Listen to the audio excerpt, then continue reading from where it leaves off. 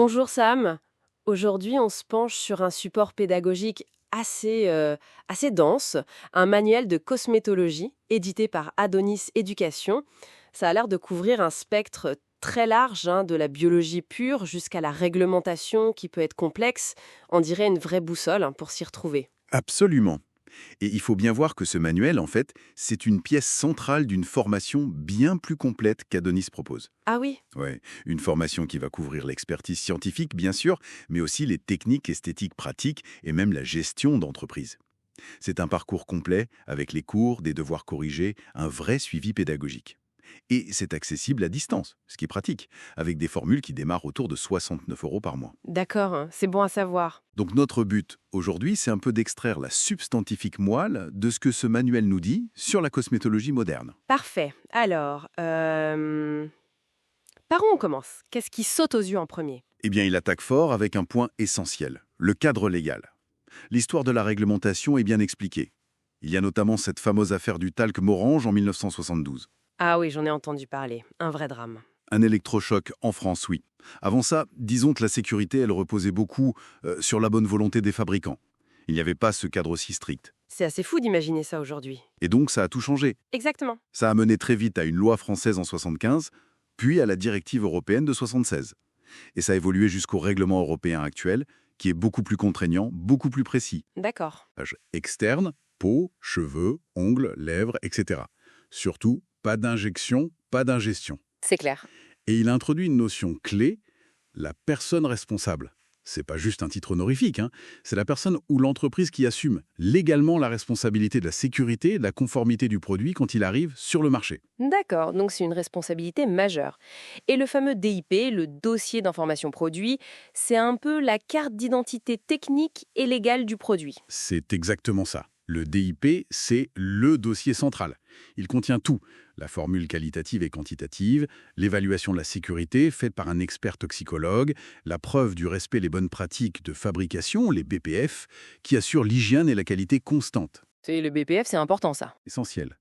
Et il y a aussi, bien sûr, les preuves des effets revendiqués sur l'étiquette.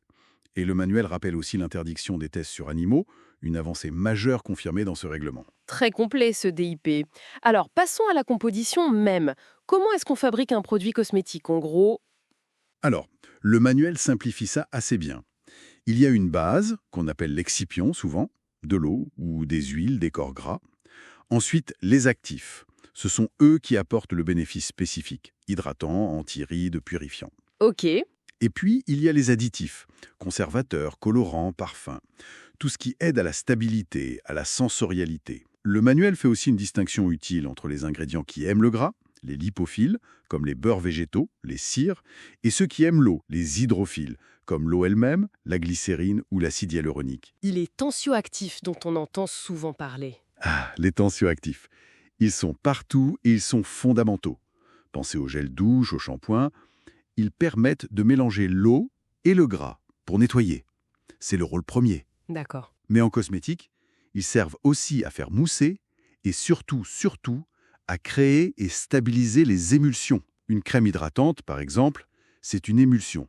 Un mélange stable d'eau et d'huile qui normalement ne se mélange pas. Les tensioactifs rendent ça possible. C'est plus clair. D'où l'importance de savoir lire l'étiquette, la liste NCI. Exactement. Le manuel insiste là-dessus. Comprendre l'INSI, c'est pouvoir décrypter ce qu'il y a vraiment dans le produit. Repérer aqua pour l'eau, butyrospermium parky butter pour le beurre de karité, ou identifier les tensioactifs comme le sodium laureth sulfate, et aussi vérifier la présence d'allergènes potentiels qui doivent être listés. Au-delà des ingrédients purs, il y a la forme du produit, sa texture. Oui, c'est ce qu'on appelle la forme galénique. C'est un peu l'architecture du produit. Le manuel en présente plein.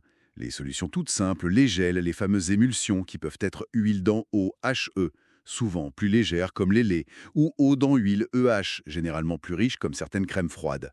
HE, EH, d'accord. Il y a aussi les poudres, compactes ou libres, les suspensions, comme certains fonds de teint, les aérosols, les mousses. Chaque forme galénique va donner une sensation différente à l'application et influencer comment les actifs sont délivrés à la peau. Et est-ce que le manuel aborde les innovations récentes? Parce que ça bouge tout le temps dans ce secteur. Oui, tout à fait. Il y a un chapitre dédié qui explore un peu les nouvelles frontières. On parle des cosmétotextiles, ces vêtements ou tissus imprégnés d'actifs qui se libèrent au contact de la peau. Intéressant. On parle aussi des cosméceutiques, des produits à la frontière du cosmétique et du pharmaceutique, avec des actifs souvent très concentrés ou issus de la recherche médicale, et même la nutri-cosmétique, avec les compléments alimentaires à visée beauté. Ça montre bien que c'est un domaine en constante évolution. C'est clair. Mais avec toutes ces innovations, comment on garantit que les produits sont sûrs et qu'ils font vraiment ce qu'ils promettent? C'est là qu'intervient le contrôle qualité, un aspect crucial et très détaillé dans l'ouvrage. Il y a plusieurs niveaux de contrôle. D'abord, l'organoleptique. L'aspect, la couleur, l'odeur, la texture. Est-ce que le produit correspond à ce qu'il doit être? Logique. Ensuite, le contrôle microbiologique. C'est essentiel pour vérifier qu'il n'y a pas de contamination par des bactéries ou des moisissures. On fait notamment le challenge test pour vérifier que le système de conservation est efficace dans le temps. Le challenge test, d'accord. Il y a aussi les contrôles physico-chimiques. On mesure le pH, la viscosité, pour s'assurer que le produit est stable et conforme aux spécifications. Et bien sûr, les tests de stabilité dans le temps et d'innocuité cutanée, tolérance. Tout ça est directement lié aux bonnes pratiques de fabrication, les BPF, qui garantissent cette qualité constante. Et l'efficacité? La promesse anti-rides ou hydratante, comment on la prouve? La réglementation l'exige, on ne peut pas revendiquer un effet sans preuve. Le manuel cite plusieurs méthodes d'évaluation objective. On utilise des appareils spécifiques, comme le cornéomètre, pour mesurer le taux d'hydratation de la peau, Cornéomètre? le sébumètre, pour mesurer la production de sébum, utile pour les produits pour peau grasse. On peut aussi analyser des empreintes de la peau avant et après utilisation, pour visualiser un effet lissant ou anti-rides. Ah oui, c'est très technique. Oui, et il y a aussi l'évaluation sensorielle. Là, on fait appel à des panels de volontaires qui testent le produit en conditions réelles et donnent leur avis sur son efficacité ressentie, mais aussi sur sa texture, son parfum, son agrément d'utilisation. C'est complémentaire des mesures objectives. D'ailleurs, le support Adonis est bien fait pour ça. Il inclut des études de cas concrets, des cartes mentales, pour aider à visualiser et à mémoriser toutes ces notions. On mesure vraiment la richesse de ce manuel Adonis Éducation. C'est incroyable tout ce qu'il y a derrière un simple pot de crème. De la réglementation à la chimie des ingrédients, en passant par tous ces tests rigoureux et les innovations. C'est une science complexe, Tout à fait. donc c'est une ressource essentielle pour les étudiants qui suivent la formation chez Adonis Éducation, où il est inclus. Mais pour ceux qui voudraient juste ce manuel, il est aussi disponible à l'achat sur lalib.fr. C'est exact.